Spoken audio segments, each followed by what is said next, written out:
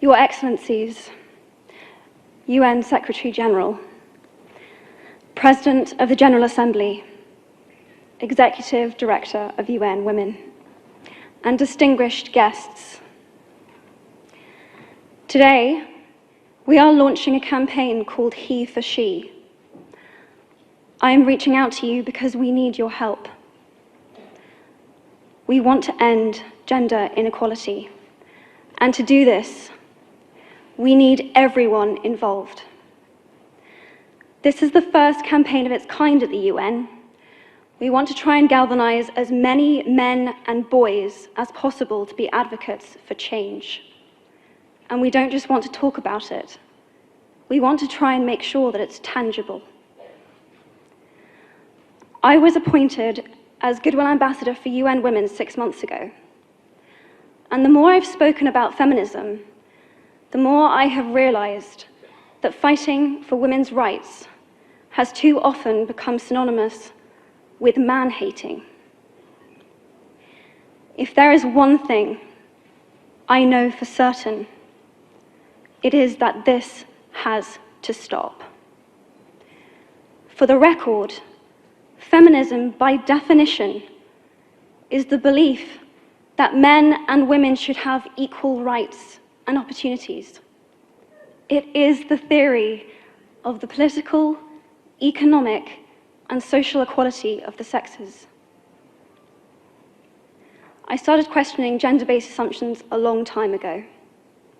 When I was 8, I was confused being called bossy because I wanted to direct the plays that we would put on for our parents, but the boys were not. When at 14, I started to be sexualized by certain elements of the media. When at 15, my girlfriends started dropping out of their beloved sports teams because they didn't want to appear muscly. When at 18, my male friends were unable to express their feelings. I decided that I was a feminist, and this seemed uncomplicated to me. But my recent research has shown me that feminism has become an unpopular word. Women are choosing not to identify as feminist. Apparently, I am among the ranks of women whose expressions are seen as too strong, too aggressive, isolating, and anti-men, unattractive even. Why has the word become such an uncomfortable one?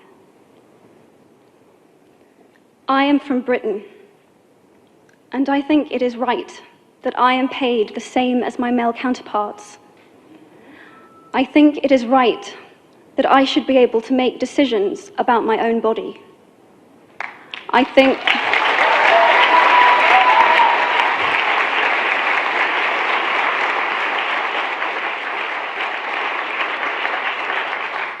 it is right that women be involved on my behalf in the policies and the decisions that will affect my life. I think it is right that socially I am afforded the same respect as men. But sadly, I can say that there is no one country in the world where all women can expect to receive these rights. No country in the world can yet say that they have achieved gender equality. These rights I consider to be human rights, but I am one of the lucky ones. My life is a sheer privilege because my parents didn't love me less because I was born a daughter. My school did not limit me because I was a girl. My mentors didn't assume that I would go less far because I might give birth to a child one day. These influences were the gender equality ambassadors that made me who I am today. They may not know it, but they are the inadvertent feminists who are changing the world today. We need more of those. And if you still hate the word, it is not the word that is important. It's the idea and the ambition behind it. Because not all women have received the same rights that I have. In fact, statistically, very few have been. In 1997, Hillary Clinton made a famous speech in Beijing about women's rights. Sadly, many of the things that she wanted to change are still true today. But what stood out for me the most was that less than 30% of the audience were male. How can we affect change in the world when only half of it is invited or feel welcome to participate in the conversation? Men, I would like to take this opportunity to extend your formal invitation.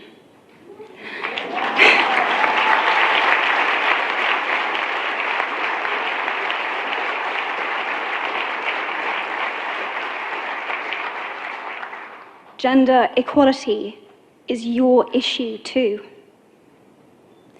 Because to date, I've seen my father's role as a parent being valued less by society, despite my needing his presence as a child as much as my mother's.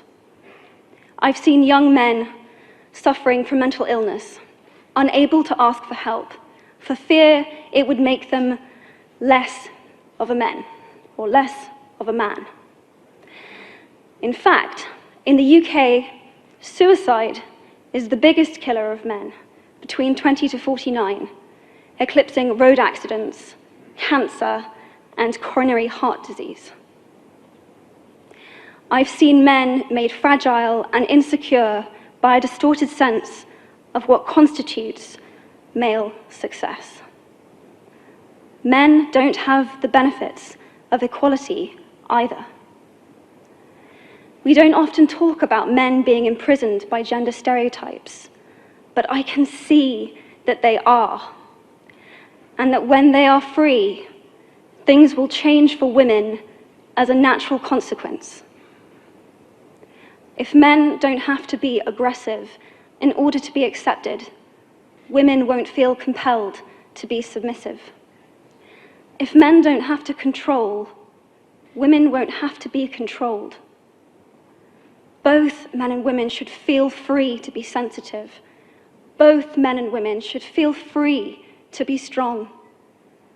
It is time that we all perceive gender on a spectrum instead of two sets of opposing ideals.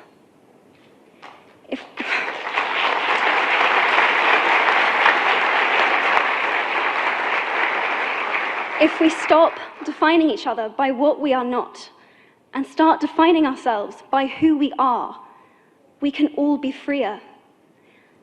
And this is what he for she is about. It's about freedom. I want men to take up this mantle so that their daughters, sisters, and mothers can be free from prejudice, but also so that their sons have permission to be vulnerable and human too. Reclaim those parts of themselves they abandoned, and in doing so, be a more true and complete version of themselves. You might be thinking, who is this Harry Potter girl? And what is she doing speaking at the UN? And it's a really good question. I've been asking myself the same thing. All I know is that I care about this problem, and I want to make it better. And having seen what I've seen, and given the chance, I feel it is my responsibility to say something. Statesman Edmund Burke said, "All that is needed for the forces of evil to triumph is for good men and women to do nothing." In my nervousness for this speech, and in my moments of doubt, I've told myself firmly, if not me, who? If not now, when?